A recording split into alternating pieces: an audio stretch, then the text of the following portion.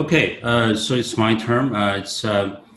Actually, there's a lot of good experts in the audience who are better than me to talk on the subject. But I guess I'm entitled to talk a little bit for a couple of reasons. One, I'm going to use the colored PPT, and which is different, but probably more important.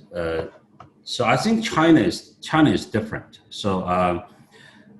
But I'm going to come back to this point here.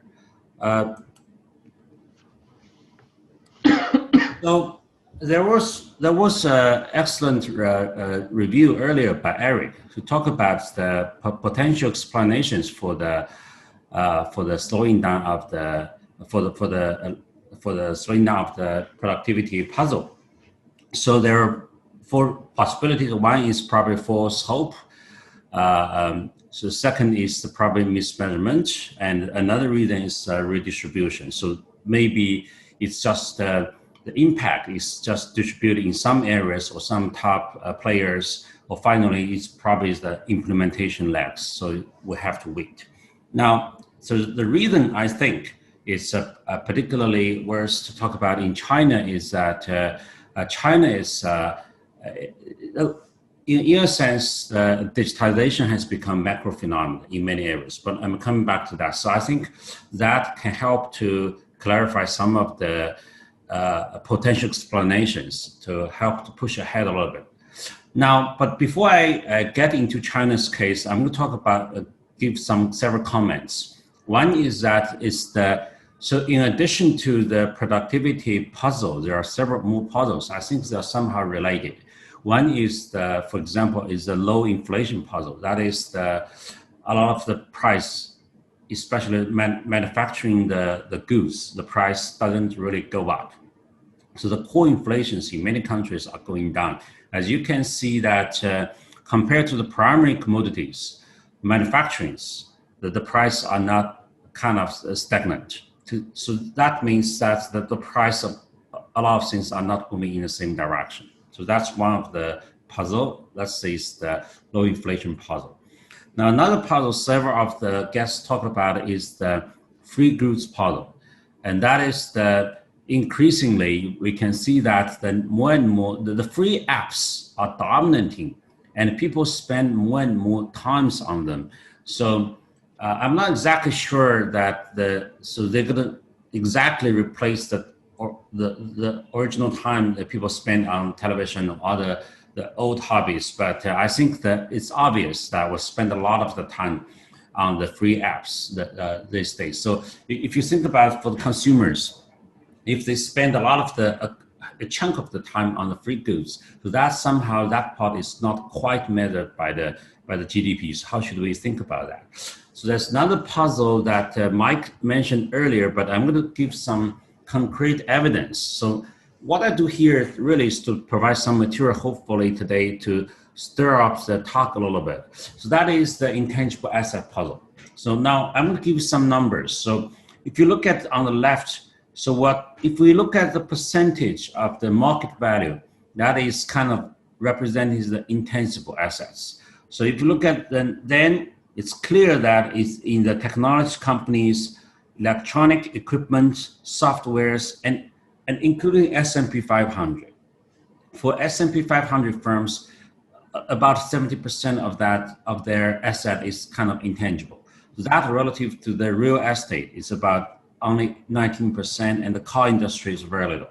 So the point here is that so it's not just about very high-tech companies, and so this is becoming more and more intangible.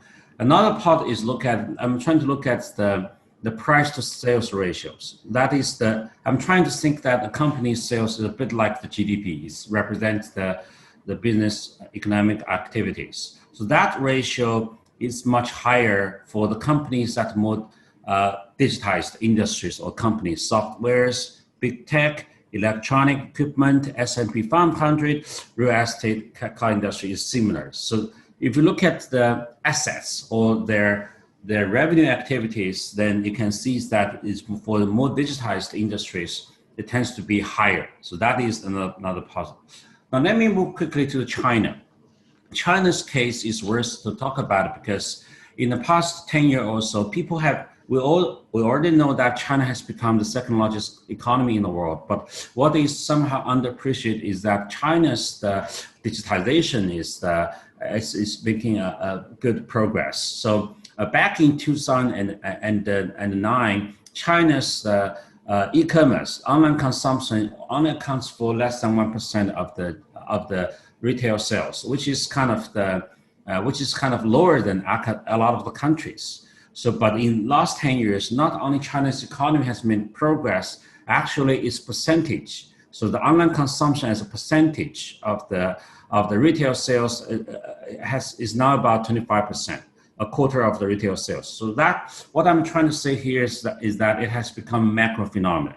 So in this sense, that we don't need to worry as much about the implementation lag, or so it also involves the hundreds of millions of users and the tens of millions of the companies, SME startups. So I would think in terms of the impact on the people, on the companies, or as a percentage of the GDP, they all become kind of macro phenomena. So we can focus on some of the cases that we can maybe that can help the people here to understand a little bit more. So the first thing we're trying to look at is that does the online e-commerce improve the productivity of the retail? So if you look at numbers, so if you look at this gray line here, is coming down. So like the Bob talked about earlier, that even in China, the labor productivity is going down, just like the Western, the Europe or United States. And if we look at the red line, which is the labor productivity of the retail sales, you can see that kind of fluctuates, then it kind of go up. And the other line is the share of the online retail sales is kind of going up. So we kind of can see that the productivity of the retail sales, that industry is going up. The trend is different from the overall trend of the other sectors in China. So, and the retail sales in China is a more digitized industry, as I mentioned. So that's one thing. But probably what I should mention more is that it's a lot of things. I think if you look at the e-commerce as the use case, a lot of stuff that's not quite measured on GDP, probably they're important. So if we think about the digital technology, it tremendously reduced the cost of the producing and sharing information. So because of that, so then the market, the boundary of the market has been broken. So the fixed cost of market access have become much lower. Now, a lot of the small startups, the Papa Mama stores, now they can get easy access to e-commerce to sell goods to people thousands of kilometers away. And the cost of contract enforcement has become much lower. And also there's a lot of algorithms nowadays to improve the information efficiency, to help the supply and demand to match each other. And there's also the more competition because the market becomes so much bigger. It involves, you can think about really hundreds of millions of people online every day, and there's tens of millions of companies. So there's much more competition. That also leads to a reduction of the price dispersion. Now, so these are actually, all of those things are observed and are measurable. But there's a lot of other things that are kind of intangible, and so they're important, but they are not. I'm not exactly sure they are captured in GDP. For example, on the consumer side, there's a lot of more varieties. I'm going to pat back to the numbers to back this up, and they spend much more time. The quality of the stuff they get is much improved because of the much bigger market. There's a lot of the reduced spatial consumption inequality. And on the business side, there's so much more inclusive entrepreneurship. So if you only look at Alibaba's platform now, so each day, so we have the more than 10 million active startups, and half of the entrepreneurs are women. And so they get opportunity to serve the customers thousands of kilometers away, which were impossible. Also, the market valuation part is also measured. So what I'm trying to say is this earlier part, that is the market cap, they actually captures this part of the thing that might not exactly show up in the productivity or revenue per se. So let me give you some concrete cases to hopefully help you understand what's happening in China. So if you look at this graph here on the right-hand side, just look at a lot of industries. The average distance between the buyers and sellers is about 1,000 kilometers, we know that traditionally local stores can only serve people within several kilometers. On the left-hand side, which is something interesting, we just made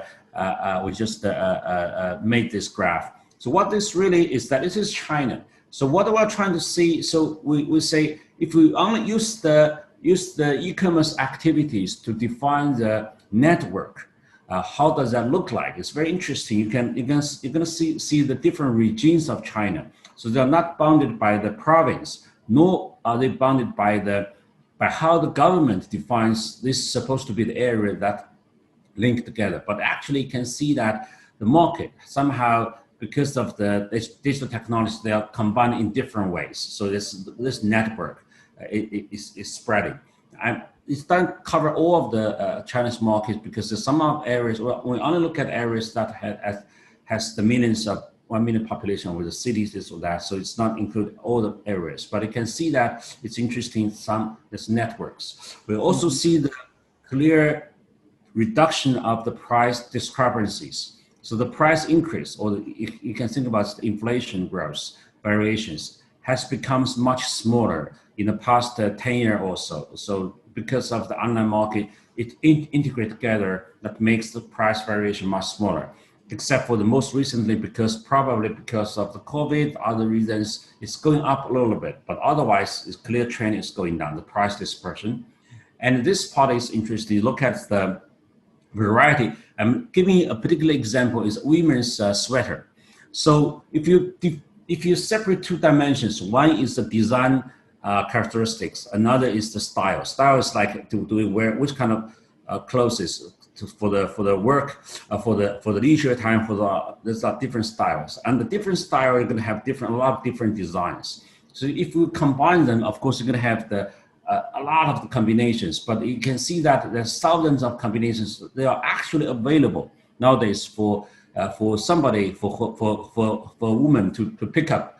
That variety, I'm not sure it's going to be captured. My point here is that, let's say I'm going to spend $50 to buy a sweater, but there's so much more variety, which is not exactly captured by the $50. So that's something we observe. And continue with this variety thing. So on this graph, the horizontal axis is the per capita GDP, RMB. So the vertical line is the variety of the goods consumers buy. You can see that in the less developed regions in China, they actually buy many more varieties than the more advanced regions. The reason is, of course, very simple. So in the less advanced regions, they're going to enjoy the possibility to buy many more varieties. And in the big cities, you can go to the local malls to do that. So that the variety is particularly important for the less developed people in terms of the, equality. And so this is the regression from research. And so from general marketing research, but you can see it's similar. So essentially, this is from the online ratings. So the consumers actually, they provide the information themselves because the cost of producing information is so cheap, they rate the goods. And by doing so, then that promotes the branding. But you can see that this is particularly useful for the rating is good to improve the sales, but it's particularly useful for the products that do not have strong branding to start with. So that is helpful for the the goods with less branding. Now, what's really behind this is actually the information.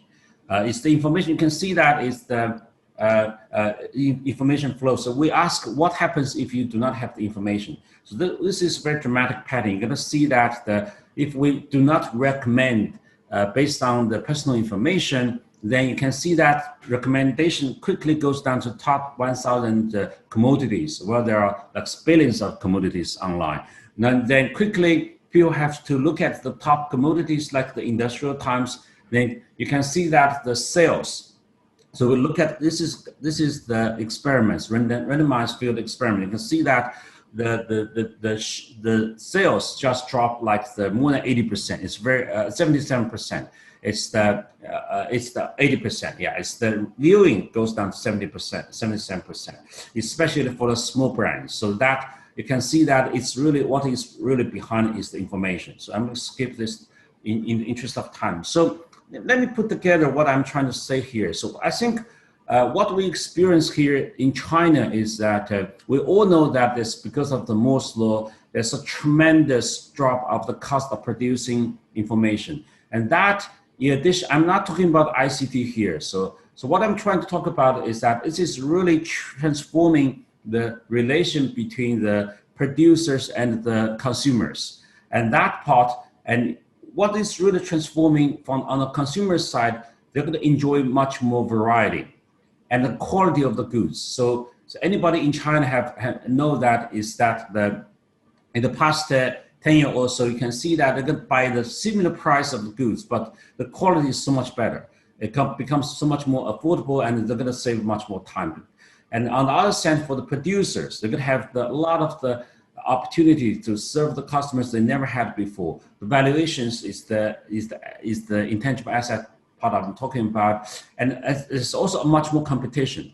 So what this does is that I'm not that sure it's the online consumption make the total consumption so much bigger.